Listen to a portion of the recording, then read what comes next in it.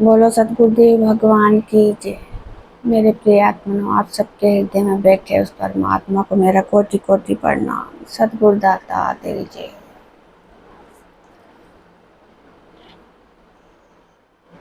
तो जो कल मैंने वीडियो बनाई थी, दुर्वासा देवताओं को श्राप देते हैं, शाप, तो उसका अगला भाग है, वो मैं आपको दिखाना चाहती हूँ। तो अब मैं वहां से शुरू करती हूँ वीडियो बनानी। उनसे अष्टलक्ष्मी माता विलग हो जाती है। जो अष्टलक्ष्मी देवियों, मैं ऐसा कदापि नहीं सोच रहा हूँ, क्योंकि श्री का अर्थ मात्र धनलक्ष्मी नहीं, अपितु अष्टलक्ष्मी है। गौरी पुत्र तो मुझे अपने ज्ञान से चकित कर देते हैं। जो श्रीहीन होता है, उनसे अष्टलक्ष्मी माता विलग हो जाती है। जो अष्टलक्ष्मी देवियों में प्रथम है, वो है माता आदि महालक्ष्मी, अर्थात सौभाग्य की देवी, जिनकी कृपा से ही किसी को सौभाग्य की प्राप्ति होती है। लक्ष्य ही लक्ष्मी है, और लक्ष्मी की जो आठ अष्टलक्ष्मी दिखाते हैं, जैसे सौभाग्य आदि लक्ष्मी जो है सौभाग्य की देवी। तो सौभाग्य साधना जब हमारी लक्ष्य परमात्मा के प्रति होगा कि हमको ध्यान करना है, परमात्मा को पाना है, मुक्ति का साधन बनाना है, तभी तो हमारा लक्ष्य आगे बढ़ेगा।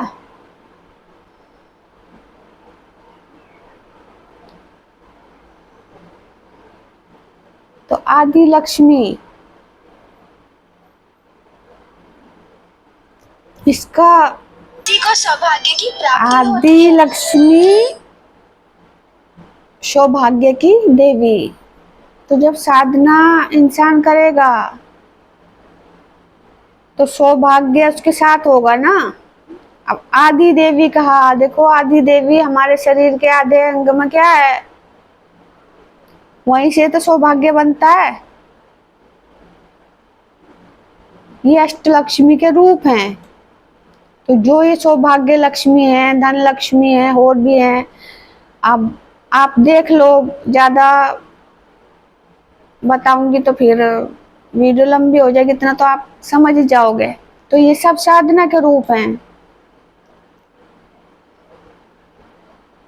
जब वासना से ऊर्जा जागृत होती है तभी सौभाग्य मिलता है। आदि लक्ष्मी, जो आदि लक्ष्मी बताया, तो आदि लक्ष्मी शरीर के आधे अंग में बराबर, नीचे ऊपर सब बीच में कौन सा अंग होता है, वही आदि लक्ष्मी है, जहाँ वीर्य का स्थान होता है। सर्वप्रथम बताया ना, सर्वप्रथम आदि लक्ष्मी।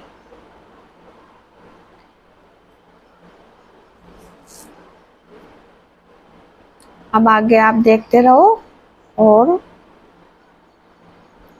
इसे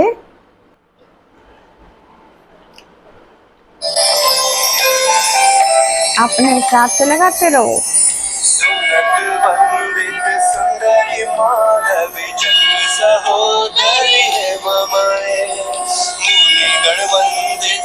लक्ष्य तो एक साधक बनाता है ना, तो उसके अंदर ही तो ये अष्टलक्ष्मी विराजमान होती है।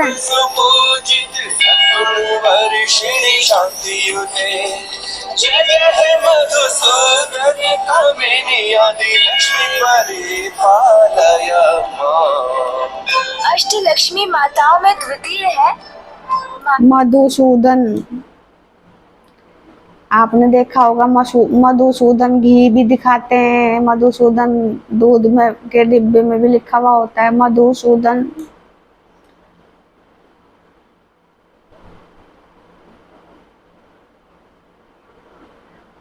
शुद्ध वासना हो जाती है, उसे मधुसूदन कहते हैं।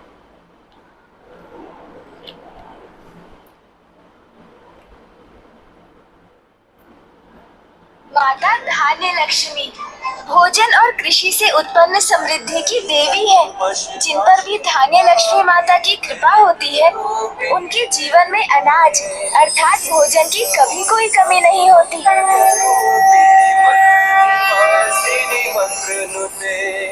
मंगलदायिनी अम्बुजवासिनी देवगणाश्रित पादयुते जय जय मधुसूदन धामिनी धान्य लक्ष्मी परिपालय।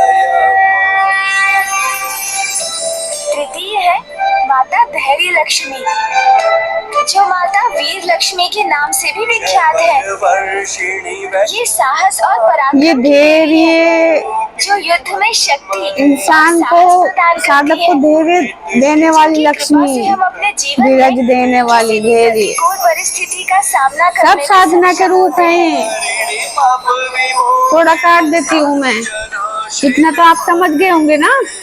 जय जय मधुसूदन।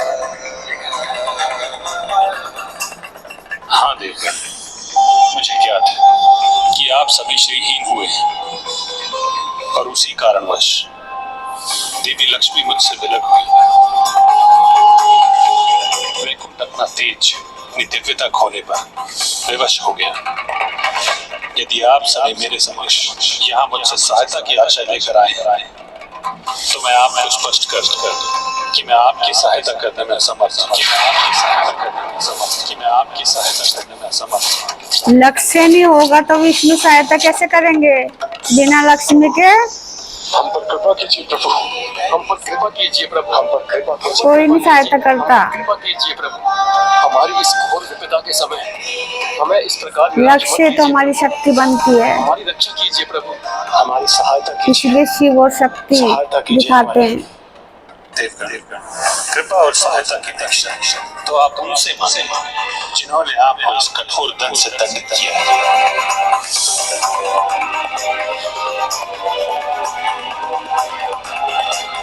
प्रभु, वो प्रयत्न हम कर चुके हैं। आप ऋषि दुर्वासा के स्वभाव से परिचित ही हैं। हाँ प्रभु, ऋषि दुर्वासा अपने क्रोध के अतिरेक में किसी की भी विनती को अनसुना कर देते हैं। हमारी ये दुर्दशा आशय का प्रमाण है। विष्णु कहते हैं कि मैं तो इसमें असमर्थ हूँ, मेरे पास लक्ष्मी नहीं है, तुम्हारी वजह से मेरे पास से लक्ष्मी चली गई, बिना लक्ष्मी के मैं कुछ कर नहीं सकता। जब साधक के पास कोई लक्ष्य नहीं होगा तो वो पार कैसे उतर जाएगा? कैसे परमात्मा उसको रास्ता दिखाएंगे? तो पहले तो लक्ष्य बनाना पड़ता है ना।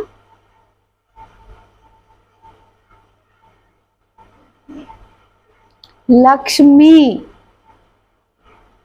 क्यों कहा उसको? मन को ही लक्ष्य बनाना पड़ता है, मन को लगाना पड़ता है लक्ष्य में। ये मन ही हमें हराता है और मन ही हमें जिताता है। इसलिए लक्ष्मी उसका नाम है, लक्ष्मण।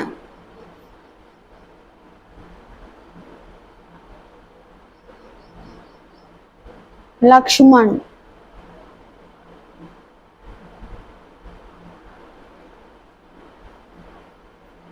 कहीं बलराम। तो मन से जो हम दृढ़ निश्चय करेंगे तभी तो बल मिलेगा, इंद्रियों को भी, बुद्धि को भी, साधना को भी।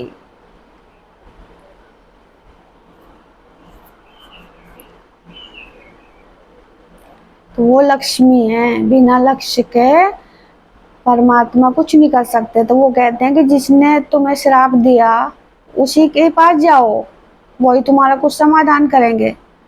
तो अब देवता लोग फिर से जो है दुर्वासा के पास जाएंगे।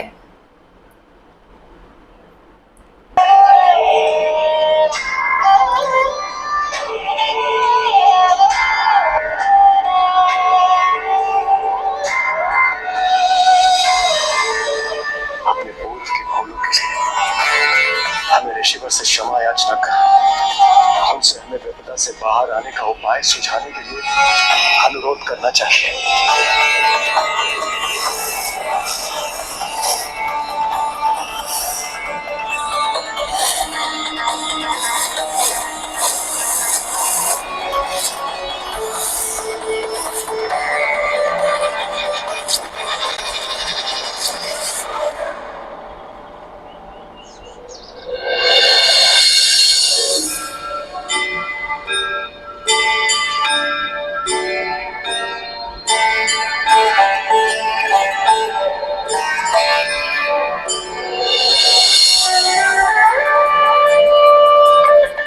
मुझे क्षमा कर दीजिए ऋषि, मैंने अपने कर्तव्य के अनुशासन को भंग किया।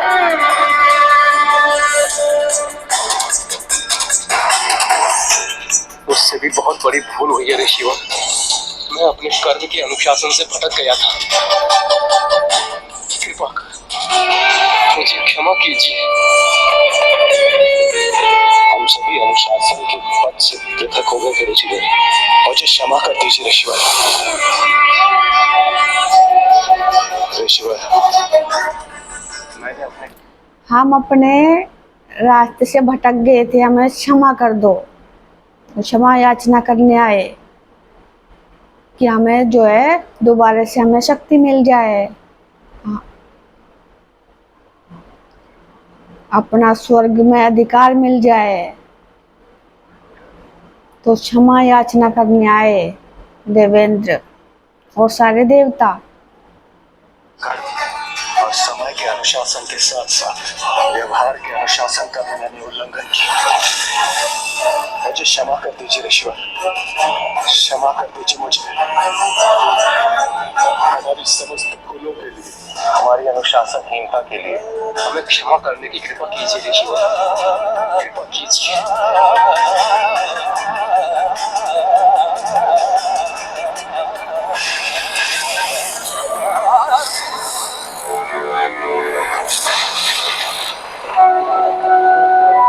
सरलता से प्राप्त हुई क्षमा और वरदान दोनों का ही महत्व है। अधिकतर शीघ्र ही लुप्त हो जाता है। उनसे प्राप्त हुई सीख शीघ्र ही अपना महत्व खो देती है। इसलिए जिन्हें सहजता से सीख प्राप्त होती है, उनके सुपथ के मार्ग से पुनः भटकने की अधिक संभावना रहती है।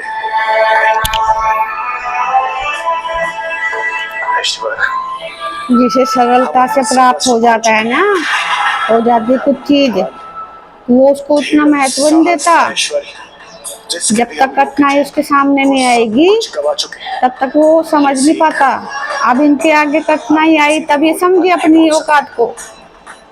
हमें ज्ञात हो चुका है, श्री कृपा हेतु अनुशासन का पालन सर्वाधिक महत्व। अभी अनुशासन में रहेंगे, रहने के लिए तैयार हो गए, क्योंकि असुरों ने राज हथिया लिया ना, राज्य इनका। आप सभी अब ये तो अवश्य समझ गए होंगे, अनुशासन ही होने का परिणाम श्री ही होना, जिसमें तनिक भी विलंब नहीं होता। जो अनुशासन में नहीं रहता वही श्रीहीन होता है। पाठ सीखने हेतु आप सभी को अभी और श्रम करना होगा। जिस प्रकार अपने विचारों का मंथन कर आपको अपनी भूल का आभास हुआ है, उसी प्रकार जिस प्रकार आपको अपनी भूल का मंथन करा, अब फिर मेरे पास आए। मंथन तो किया ना मन से कि हमसे बहुत भूल हो गई, इसलिए हमें ये सजा मिली। अब उन्हें भूल का अपना पश्चाताप हुआ। ठोकर लग के संभलता है इंसान, इतने ठोकर नहीं लगती ना, इतने उछलता रहता है बिना देखे। जब ठोकर लग जाती फिर वो देख के चलता है। वही इनके साथ हुआ। अब आए रास्ते पे, तब मंथन किया अपने मन से, विचारों से, तब आए दुर्वासा के पास क्षमा याचना करने। अब दुर्वासा ऋषि जो है किस मंथन की बात कर रहे हैं आगे? अवस्था से मुक्ति पाने के लिए अपनी श्रीहीन अवस्था से मुक्ति पाने के लिए आपको सागर मंथन करना होगा, सागर मंथन करना होगा, सागर मंथन करना होगा। यानी समुद्र मंथन, समुद्री सागर है।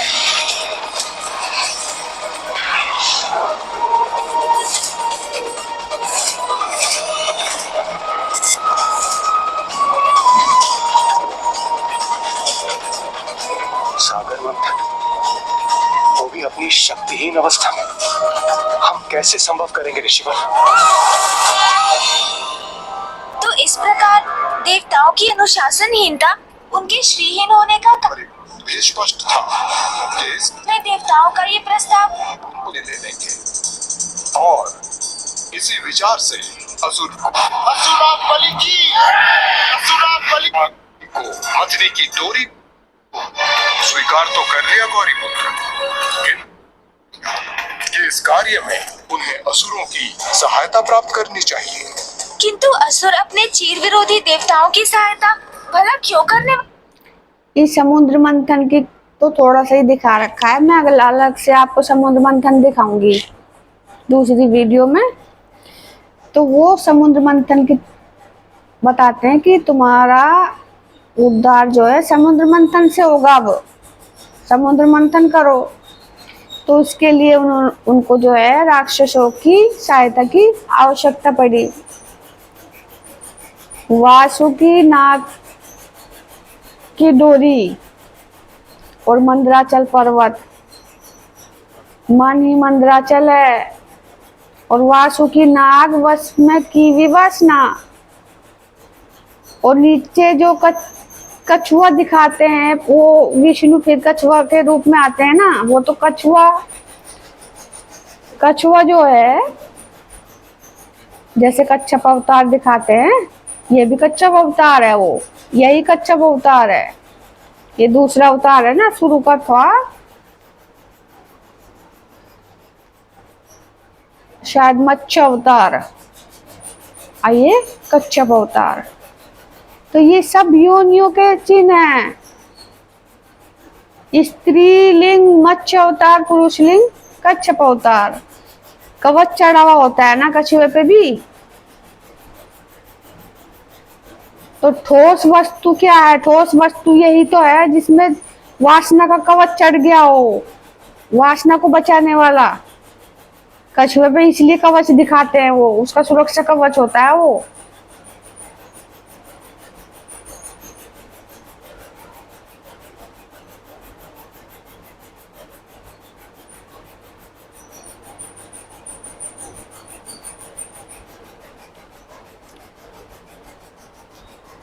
तो वो ही ठोस वस्तु है, उसके बिना अगर वासना हमारी सीमित नहीं है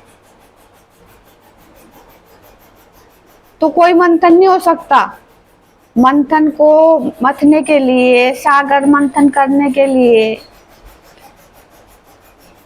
यही ठोस वस्तु चाहिए।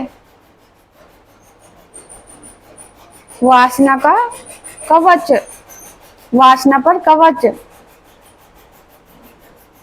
सुरक्षा कवच, तब इस पे मंदराचल पर्वत टिकता है, वो मन रुकता है। वासुकी नाग जो है वश में वासना हो जाती है। तो ये समुद्र मंथन में आगे दूसरी वीडियो में भी दिखाऊंगी। यही इन देवताओं को कहा कि समुद्र मंथन करो, सागर मंथन। परिणाम वही है, पर जैसे दूध में से घी निकलता है मथने से, इसी को तो यशोदा मथती थी। और मंथन किससे चलता है? सांसों से।